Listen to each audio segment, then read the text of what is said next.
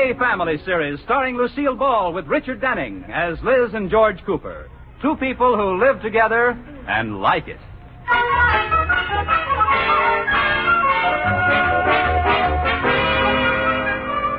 As we look in on the Coopers today, it is breakfast time. And at the table, a little domestic drama is taking place. George is engrossed in the morning paper, and Liz finds herself sitting there with no one to talk to. This, of course, is a scene which never happens in any other home. One thing about George, though, no matter how interested he is in the paper, when Liz speaks, he comes right to attention. George, you haven't kissed me this morning. George, I'm talking to you. George Cooper, do you want me to set fire to that paper? Yes, dear. All right, you ask for it. Liz, do you smell... Hey, the paper's on fire, Liz! Come on, help me put it out. Gee whiz! Gosh, how do you suppose that ever happened? I lit it. You? Yes, me, and it's all your fault. My fault. I was just sitting here minding my own business. Oh, no, you weren't. I'm your business at the breakfast table. You pay attention to me, not the sports page. Oh, gee, Liz, I just took a Ever little... since spring training started, there have been 11 of us eating breakfast. 11? Yes, you, me, and the Dodgers. Oh, Liz, you're exaggerating. I am not. How do you think I feel, George? You don't pay any attention to me. When you kiss me on the cheek, you don't even look up. It might just as well be a lump of putty. Well, no one can say I treat my wonderful wife like that. I'll put the paper away right now. Well, that's better. I won't even finish this article I was reading about golf. Say, look at the round demerit shot yesterday. George? Kiss me. Yes, dear.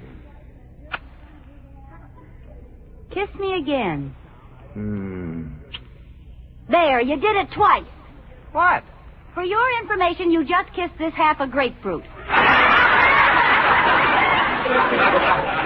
I held that out instead of my cheek, and you kissed it. Oh, now, Liz. You don't even know the difference between my cheek and a grapefruit. You too. I knew it all the time. Well, why didn't you say something? Well, I couldn't. I had a seed caught in my teeth. Oh, Come here, honey. You're right, you know. It's awful the way I get mixed up in the paper and forget everything else. I don't mean to. Well, it's nice of you to admit it. George, do you want to do something to make up for it? Yes. Then you tell Katie she can't have this Saturday off. Well, Liz, that's tomorrow. You were supposed to tell her that a week ago. We've invited the people already. I know. I just didn't get around to doing it. You know how Katie is. She gets so mad. Are you afraid of her? Don't be silly. Well, then tell her. I wouldn't blame her for getting angry now. She's probably made plans for tomorrow night. Oh, you tell her, George. It's a man's job. No, Liz. You have to learn to run your own house. Couldn't I not tell her at all? We could get someone else in. No. Maybe I could try to make her think tomorrow's Friday. No, Liz. Now I want you to tell her right now when she brings the coffee in. All right, I will. I'm not afraid. Good. Why should I be afraid of her? Well, here she comes. Well? Coffee, Mrs. Cooper? No thanks, Katie. Well, I'll take the pot back in the kitchen. Oh, Katie. Yes, sir? Mrs. Cooper has something to tell you. Yes, Mrs. Cooper? Hello? Hello? Is that all you wanted to tell me?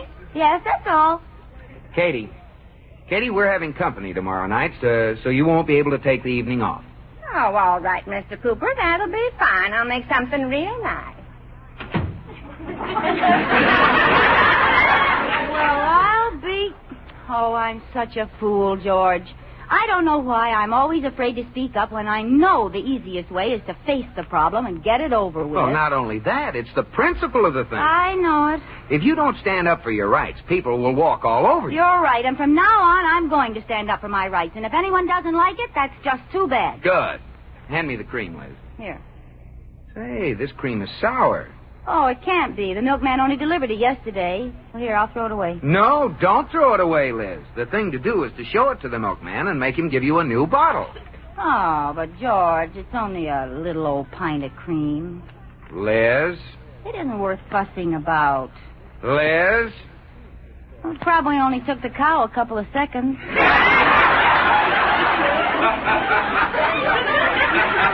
never know it the way they charge for it. Well, you see, the expense comes in training the cows to sit on those little bottles. Well, bad jokes aside, it's the principle of this thing that counts. You've got to speak to the milkman and stand up for your rights. All right, George, I'll speak to him. That's my girl. I'd like to hear what you say to him. What time does he get here? Oh, he doesn't get here until late in the afternoon. Way, way late. Oh, too bad. Mrs. Cooper. Yes, Katie? The milkman's coming up the walk. Oh. What do we need today? I want to see him, Katie. He left some sour cream here yesterday. No. Yes, and he can't do that to me. Come on, I'm going to stand up for my rights. That a girl? Who does he think he is? The more I think about it, the madder I get. I'm going to give him a piece of my mind. Oh, here he comes, the poor fella.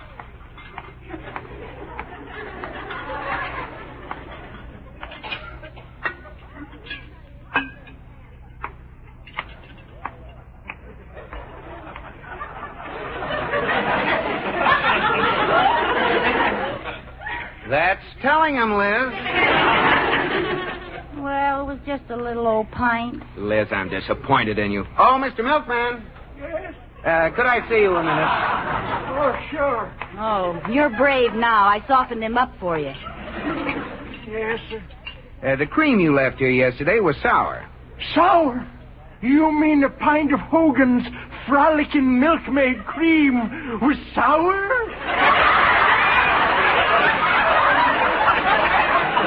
That's right. Oh, this is terrible. Oh, I shudder to think what Mr. Hogan's going to do to that cow that give that milk. Oh, what will happen? Tomorrow morning, that cow will get a milker with cold hands.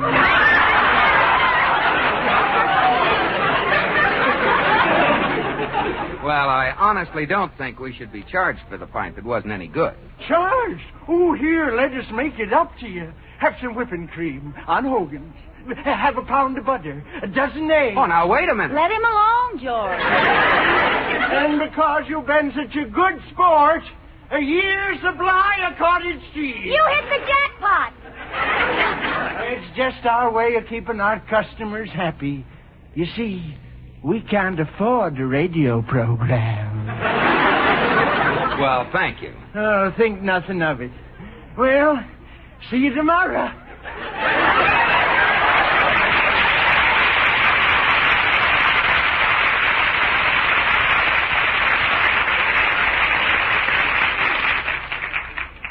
There, see how easy it was, Liz? Oh, George, I really learned my lesson this time. You'll see.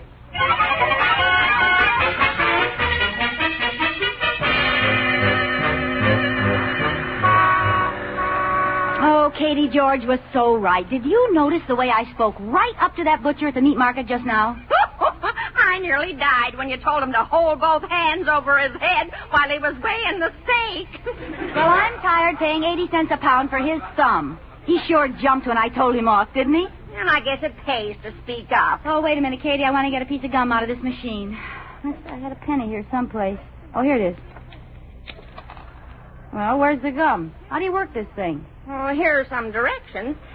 1, put penny in slot. I did. 2, push lever in. 3, pull lever out. 4, where's the gum? Maybe it's out of gum. Well, then I ought to get my penny back. What's the matter with this thing? Mrs. Cooper, it's only a penny. I don't care. It isn't a penny. It's the principle of the thing. I don't like to be robbed. Mrs. Cooper, there's a crowd gathering. Well, let them gather. All right. What's going on here? Officer, I put a penny in this machine and nothing came out. Temper. That's no way to handle it, getting rough. You're shaking the whole building, and people have work to do in there. You're about as funny as this machine. Hey, just a minute. Someone's been breaking into these gum machines and stealing the pennies. Do you know anything about it? Yes, I'm the ringleader. What's your name? Two-Gun Jean the Chickle Queen. Come on, Mrs. Cooper. Not until I copy down the name of the company who owns this one-finger bandit. You're a stubborn one, aren't you? For your information, it isn't the penny I'm interested in. It's the principle of the thing. I'm going to call up that company and demand my penny back. Bully for you.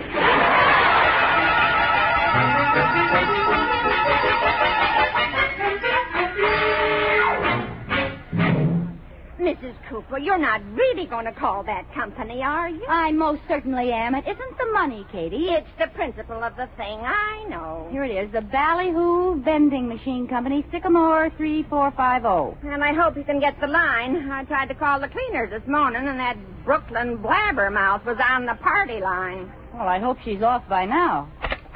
So what's it to you, Eddie? What's it to you? Ah.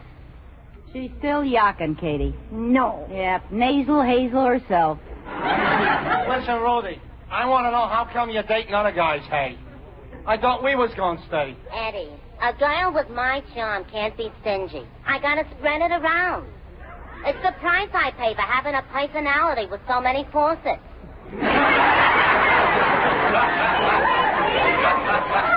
It must be those faucets that make you such a big drip.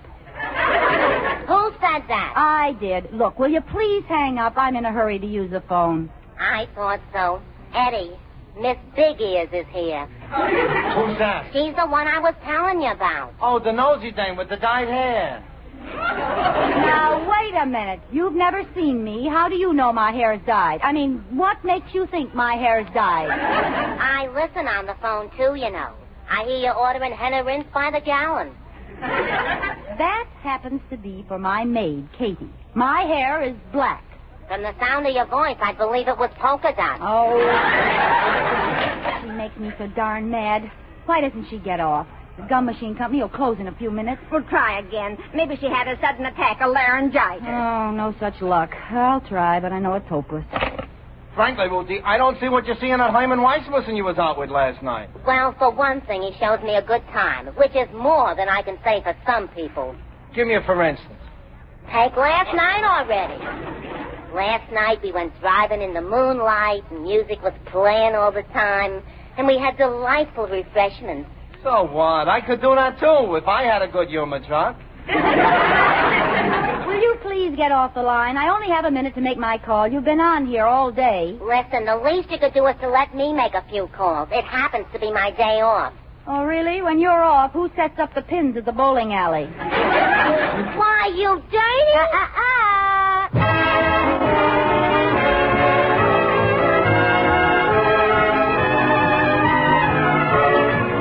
Well, Liz is embarking on a crusade for individual rights with a campaign directed against the local dragon of oppression, the Ballyhoo Vending Machine Company.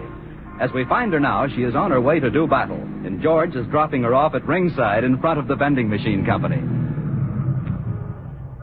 There it is, Liz. Go get 'em.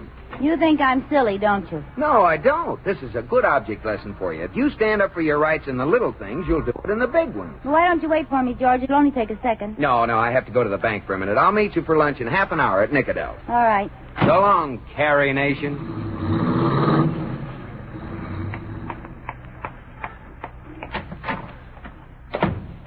I'd like to speak to the president of this crooked gum machine company. Sorry, Mr. Ballyhoo is busy right now. You sound as though you have a complaint. I have. I put a penny in that machine. One moment, please. You'll have to see our complaint manager. Just go right in that office over there. Thank you. I'd like to make a complaint. So what's your problem, huh?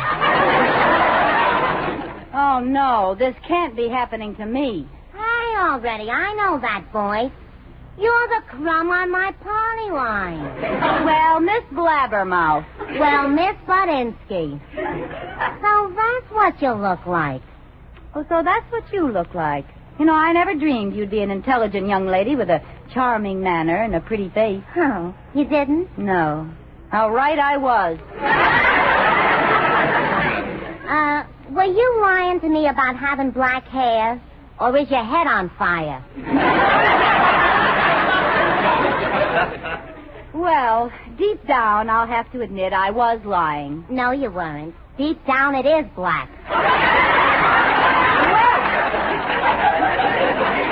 That's about enough out of you. Isn't there anyone else I can speak to around here? Sorry, sister. I'm the Ballyhoo Vending Company's only troubleshooter. What's biting you? Well, I have been victimized by one of your incompetent vendors of chickles. Ah. To put it into words you can understand, I was robbed, hey. You was, hey? I put a penny in one of your crooked machines and nothing came out. I'd like my penny back. Okay, if we've got your penny, you can have it back. You got it all right. Describe it.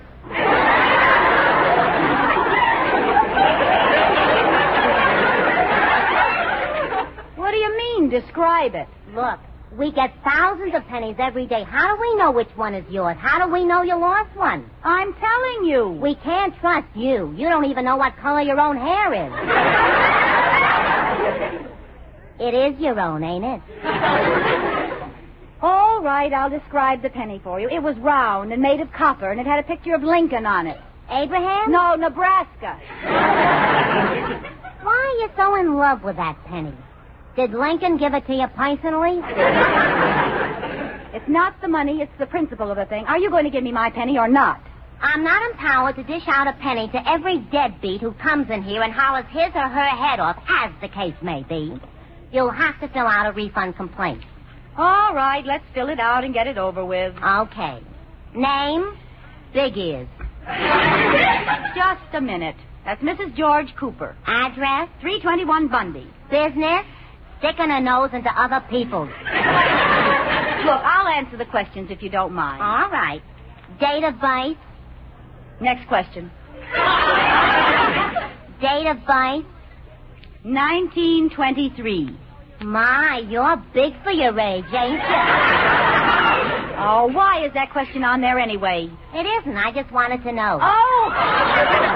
Next up, was the machine operated correctly? Certainly it was operated correctly. Do you think I'm a moron? One at a time. That's the answer to the next question. I've had enough of this runaround. You'll hear from my lawyer. Lawyer? Yes. I'm going to get that penny back if it takes the last cent I've got.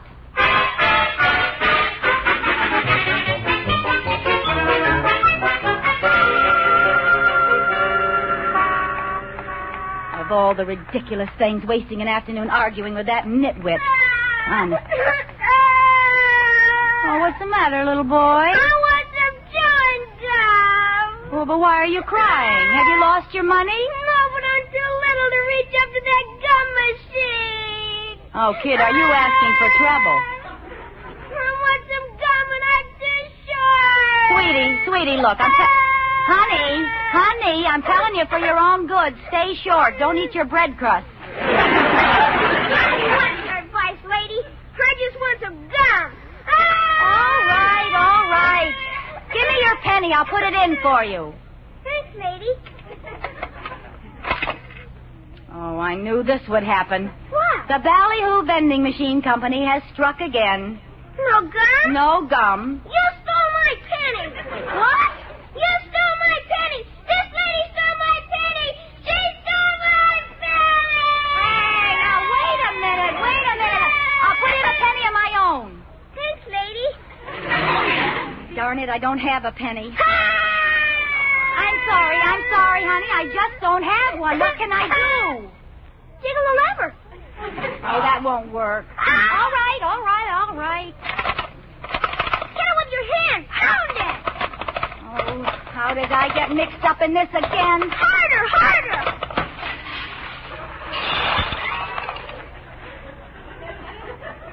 Was that hard enough? Oh, boy, look at all the pennies. Now, let those pennies alone. They don't belong to us. And nobody's looking. I don't care. Here's one for you. That's all we put in. Is that all? Well, I'll take one, too. I put one in another machine. And I'll take one more. What for? I put one in another machine, too. Where? Don't ask questions about mine. I won't ask questions about yours. But I really did. Now, let's see. What else could I take one for? Yeah, how about one for the cop on the beat? Oh, well, hello, officer. Oh, it's you. Still at it, eh? Well, we finally caught you red-handed. What do you mean? We've been after you for a long time. We figured there was an older person teaching these kids how to crack the gum machines. You ought to be ashamed. Oh, officer, I can explain. I was just helping this little boy, wasn't I, Sonny? Yeah, she helped me get the pennies out. Uh-huh. Now, just a minute. You should have seen her. She ripped it off the wall and smashed it on the sidewalk. Why, you little stool pigeon. You keep talking, Sonny. Well, after she smashed the machine, she started dividing up the loot. What are you doing, turning state's evidence? Don't blame this sweet, helpless child. Huh? You're the one who's responsible for leading these innocent babes into a life of Oh, crime. now, wait a Nothing minute. you can say can make any difference. You're going to jail, Mrs. Fagan.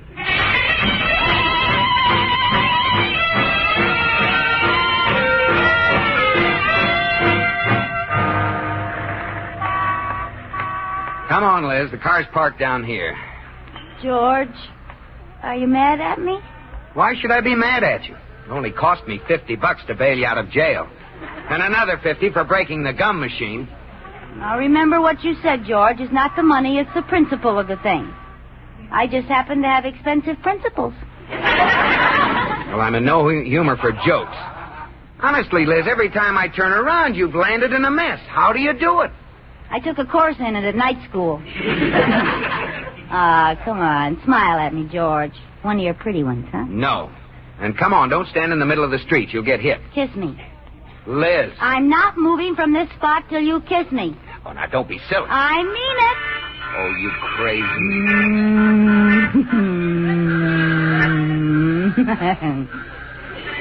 All right, come on, George. Who can move? Come on. Okay. It's lucky I love you, or you'd never get away with things like this. Wait a minute, I want to get some cigarettes. Oh, George, not out of the machine, please. Well, now, don't be silly, Liz. Well, these cigarette machines always work. They're not like the penny ones. Funny. No cigarettes came out. George, please, just forget it, huh? It can happen to the best of us. Well, not to me, it can't. George, don't jiggle the lever. It makes the machine mad, I'm telling you. Now, leave me alone, Liz. I put my good money in here and... What's going on? Oh, no. At it again, eh, Mrs. Fagan? I see you're using older boys now. You get a $1,000 fine for this. $1,000? Well, you don't understand, officer. I'm not working with this man that's hitting the machine. You're not? No, I never saw him before in my life. Liz, how could you do this to me? You're just a first offender, George. It isn't the principal thing, it's the money. Come on, the both of you!